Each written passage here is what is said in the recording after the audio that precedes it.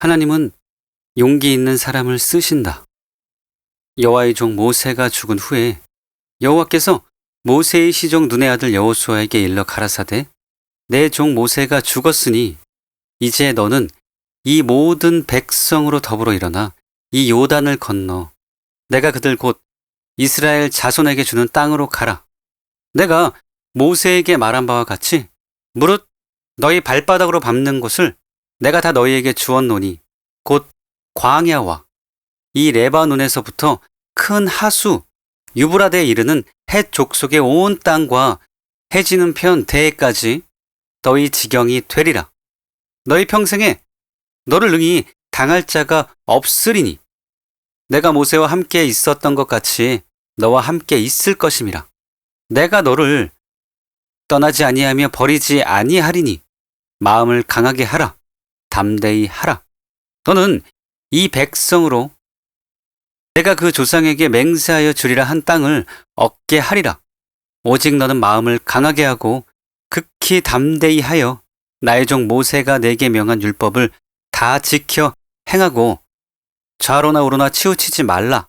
그리하면 어디로 가든지 형통하리니 이 율법책을 내 입에서 다니지 말게 하며 주야로 그것을 묵상하여 그 가운데 기록한 대로 다 지켜 행하라. 그리하면 내 길이 평탄하게 될 것이라. 내가 형통하리라. 내가 내게 명한 것이 아니냐. 마음을 강하게 하고 담대히 하라. 두려워 말며 놀라지 말라. 내가 어디로 가든지 내 하나님 여호와가 너와 함께 하느니라 하시니라. 여호수아 1장 1절에서 9절. 그러므로 너희 담대함을 버리지 말라. 이것이 큰 상을 얻느니라. 히브리서 10장 35절. 목차. 하나님은 용기 있는 자를 쓰십니다. 하나님은 왜 용기 있는 자를 쓰실까요? 진리의 선포만이 교회를 변화시킬 수 있습니다.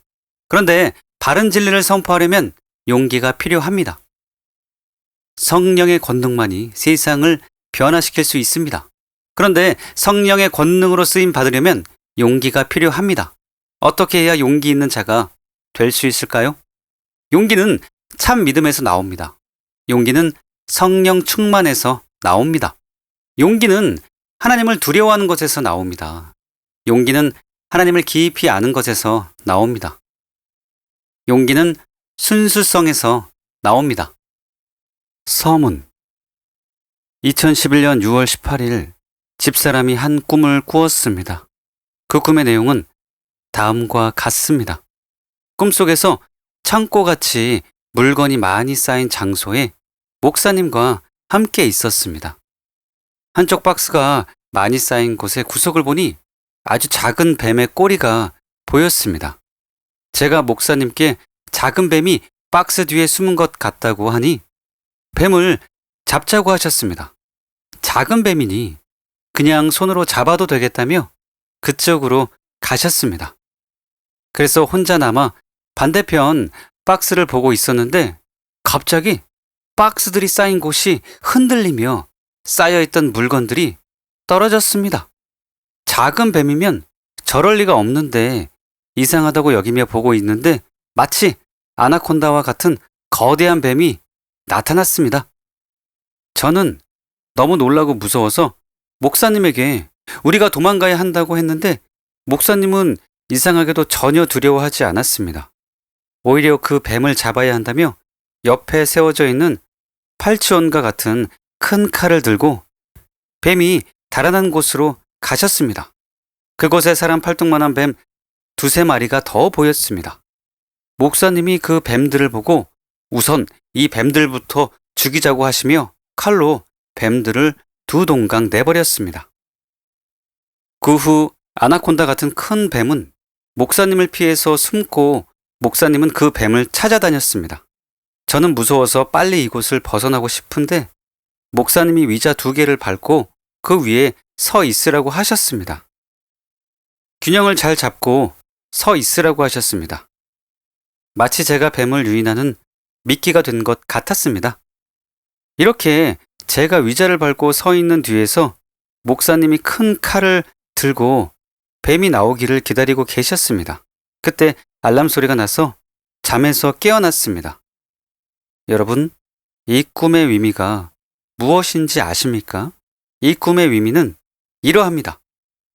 창세기 3장에 보면 뱀은 하나님의 말씀을 왜곡시켰습니다.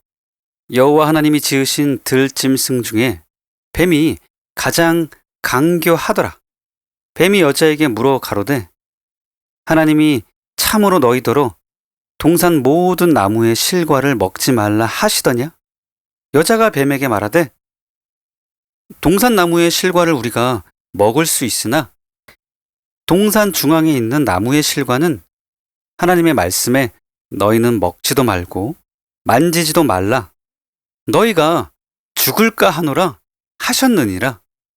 뱀이 여자에게 이르되 너희가 결코 죽지 아니하리라. 너희가 그것을 먹는 날에는 너희 눈이 밝아 하나님과 같이 되어 선악을 알 줄을 하나님이 아심이니라. 그러므로 뱀은 진리를 왜곡시키고 갖가지 미혹을 퍼뜨린 귀신들을 위미합니다. 귀신의 가르침이라는 말이 있듯이 귀신들이 하는 일 중에 하나가 그것이며 검은 진리를 상징하는데 검으로 뱀을 베었다는 것이 그것을 뒷받침해 줍니다. 미혹에는 진리가 해결책이기 때문입니다. 그리고 아나콘다와 같은 큰 뱀은 교계에서 역사하는 가장 큰 뱀, 즉 많은 교단과 교회들 위해서 성령의 자리를 대신 차지하고 있는 종교의 영을 위미합니다. 대개 목회자들은 종교의 영과 맞선 것을 두려워합니다. 왜냐하면 그랬다가는 이단으로 매도되기 십상이기 때문입니다. 하지만 우리는 용감하게 종교의 영과 맞서 싸웠습니다. 그래서 종교의 영이 배후에서 조종하는 이단 사냥꾼들과 교단들에 의해 거짓으로 이단으로 매도되기까지 했습니다. 많은 교단들이 이단 사냥꾼들의 들러리가 되어 우리 교회에 대해 불의한 결정을 내렸기 때문에 겉으로 보기에는 우리가 패배한 듯이 보입니다. 그러나 현실의 베일 뒤에 영계의 실상을 보면 양상이 다릅니다. 실제로는 종교의 영이 우리가 가진 진리 때문에 우리를 심히 두려워하고 있습니다. 그리고 우리가 그 목을 벨 날이 멀지 않았습니다. 그때 밥 존스 목사님이 말씀한 것처럼 종교의 영이 소유한 것이 모두 우리의 것이 될 것입니다. 미혹은 사라질 것이며 수많은 영혼들이 진리로 인해 자유케 될 것입니다. 동시에 부흥이 일어나고 엄청난 영혼들을 거둬들이게 될 것입니다. 제가 이 꿈을 왜 소개하는지 아십니까? 그것은 하나님이 용기 있는 사람을 쓰신다는 것이 이 꿈에 분명하게 나타나 있기 때문입니다. 하나님은 흔히 생각하는 것처럼 단순히 인격이 훌륭한 사람이 아니라 용기 있는 사람을 쓰십니다. 지금 하나님께는 더 많은 용기 있는 목사님과 성도님들이 필요합니다. 여러분이 그중 한 사람이 될 마음은 없으십니까? 2011년 7월 1일 한국 교회의 개혁과 부흥을 위해 목숨을 건 변승우 목사 씀. 최근에 제가 새롭게 알게 된 사실이 있습니다. 그것은 기독교는 본래부터 목숨을 걸고 믿는 종교라는 것입니다. 몸은 죽여도 영혼은 능히 죽이지 못하는 자들을 두려워하지 말고 몸과 영혼을 능히 지옥에 멸하시는 자를 두려워하라. 누구든지 사람 앞에서 나를 시인하면 나도 하늘에 계신 내 아버지 앞에서 저를 시인할 것이요. 누구든지 사람 앞에서 부인하면 나도 하늘에 계신 내 아버지 앞에서 저를 부인하리라. 내가 세상에 화평을 주러 온 줄로 생각지 말라. 화평이 아니요 검을 주러 왔노라.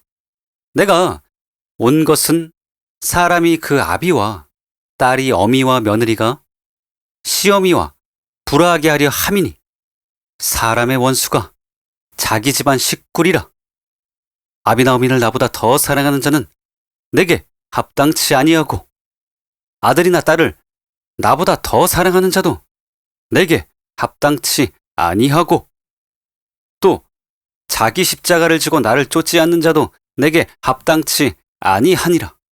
자기 목숨을 얻는 자는 잃을 것이요 나를 위하여 자기 목숨을 잃는 자는 얻으리라.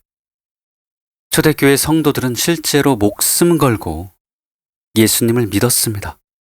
3세기에 이르기까지 예수님을 믿는다는 것은 곧 목숨을 걸어야 한다는 의미였습니다. 교회 지도자들도 목숨 걸고 사역을 해야만 했습니다. 유대인들이 안디옥과 이고니온에서 와서 무리를 충동하니 그들이 돌로 바울을 쳐서 죽은 줄로 알고 시외로 끌어내치니라. 제자들이 둘러섰을 때에 바울이 일어나 그 성에 들어갔다가 이튿날 바나바와 함께 더베로 가서 복음을 그 성에서 전하여 많은 사람을 제자로 삼고 루스드라와 이고니온과 안디옥으로 돌아가서 제자들의 마음을 굳게 하여 이 믿음에 머물러 있으라 권하고 또 우리가 하나님의 나라에 들어가려면 많은 환난을 겪어야 할 것이라 하고 이 말씀에 보면 바울이 돌에 맞아서 사람들이 죽은 줄 알았습니다. 어떤 사람들은 이때 바울이 실제로 죽었었고 셋째 하늘을 경험했다고 말합니다. 그런데 죽은 줄 알았던 바울이 몸을 털고 일어나서 제자들에게 이렇게 말했습니다. 마음을 굳게 하여 이 믿음에 거하라. 우리가 하나님 나라에 들어가려면 많은 환난을 겪어야 할 것이라. 바울의 말대로 당시 성도들이 천국에 들어가려면 많은 환난을 겪어야 했습니다. 그런데 환난에 굴복하면 환난을 당하지 않아도 됩니다. 굴복하지 않기 때문에 환난을 당하는 것입니다. 그러므로 우리가 하나님 나라에 들어가려면 많은 환난을 겪어야 할 것이라. 이 말씀은 환난과 핍박에 굴하지 않아야 천국에 들어갈 수 있다는 의미입니다. 다시 말해서 환난이나 핍박에 굴복하면 천국에 들어갈 수 없다는 것입니다. 저는 성도님들이 가족들의 극심한 박해 때문에 상담하면 불신 가족을 일부러 자극하지 말되 신앙 때문에 때리면 맞고 칼로 찌르면 죽으라고 말합니다. 죽을지언정 절대로 타협하지 말라고 권합니다. 왜냐하면 그게 기독교 신앙이기 때문입니다. 핍박이 수그러질 때까지만 교회를 쉴게요. 이것은 신앙이 아닙니다. 예수님을 배반한 것입니다. 우리는 사람들이 핍박하면 당할 수밖에 없습니다. 왜냐하면 예수님이 친히 자기 십자가를 지고 예수님을 따르라고 명령하셨기 때문입니다. 그리고 그 말의 의미는 목숨 걸고 예수님을 믿으라는 요구이기 때문입니다. 이에 예수께서 제자들에게 이르시되 아무든지 나를 따라오려거든 자기를 부인하고 자기 십자가를 지고 나를 쫓을 것이니라. 누구든지 제 목숨을 구원코자 하면 잃을 것이요 누구든지 나를 위하여 제 목숨을 잃으면 찾으리라. 다행히도 지금은 공산주의 국가에 살거나 회교 국가에서 회심한 사람이 아니라면 상황이 초대교회 때와는 많이 다릅니다.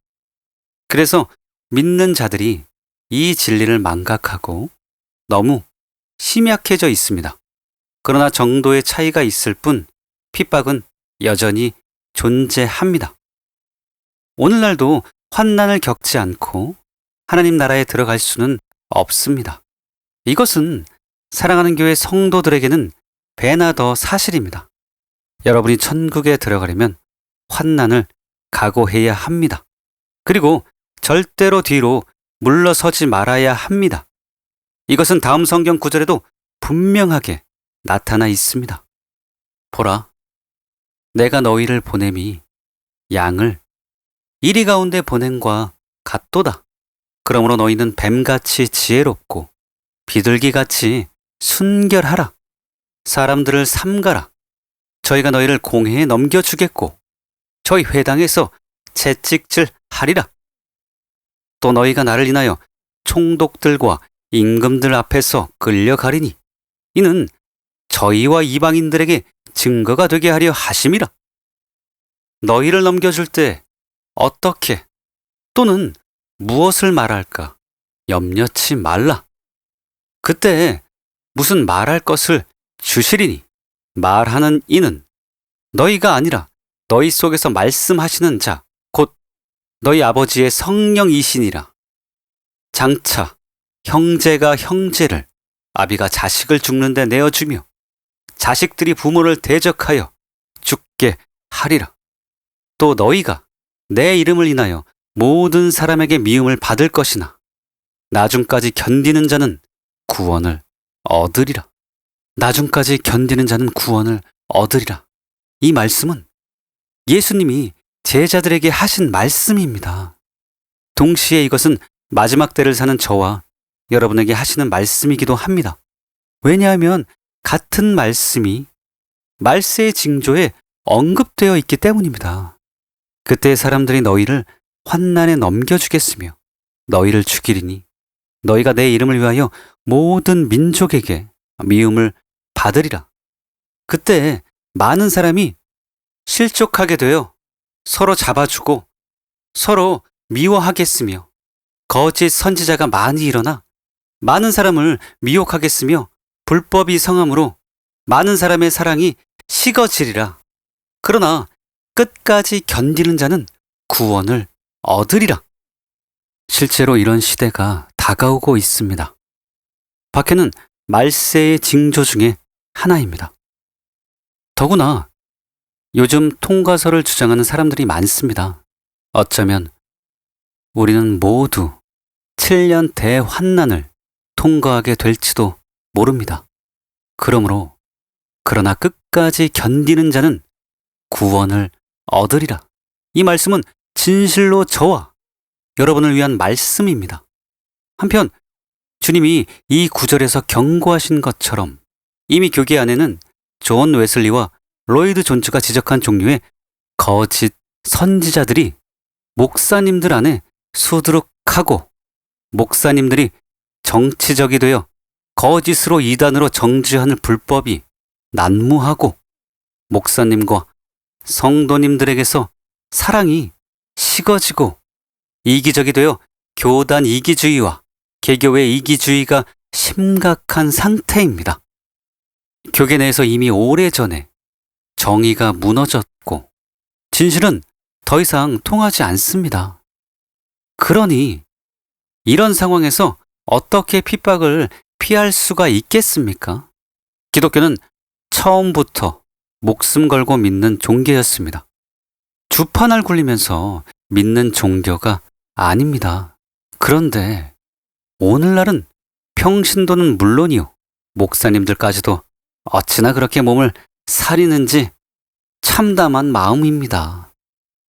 목사님들이 진리를 위해 목숨을 걸지 않고 손익계산하기에 바쁜 장사치들처럼 되었습니다. 그래서 적지 않은 교회들이 장사치의 소굴이 되어 버렸습니다.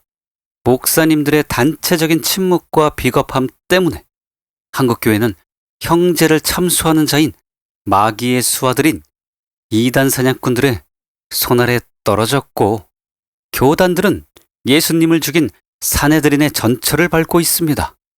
주님은 이런 참담한 한국교회를 개혁하기 위해 사랑하는 교회를 일으켜 세우셨습니다. 그리고 하나님께서는 사랑하는 교회와 함께 핍박을 받으며 한국교회를 개혁해 나갈 용기 있는 목회자와 신자들을 찾고 계십니다. 그래서 저는 곳곳에서 용기 있는 목사님들과 성도님들이 그리스도의 군대로 일어나기를 바라는 마음으로 현재 한국교회에 가장 필요한 미덕인 용기에 대해서 쓰고자 합니다.